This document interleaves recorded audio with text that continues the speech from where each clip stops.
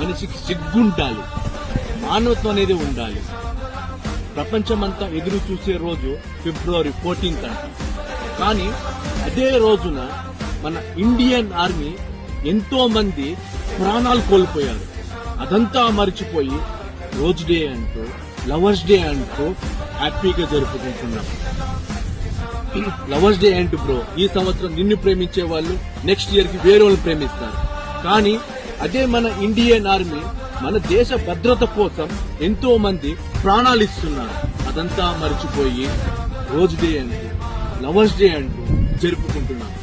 నేను ఈ వీడియో ఎందుకు చేస్తున్నానంటే, మన దేశ భద్రత కోసం మన సోదరులు అక్కడ ఎన్నో కష్టాలు పడుతుంటే మనం హ్యాపీగా ఉన్నామంటే వాళ్ళే కారణం.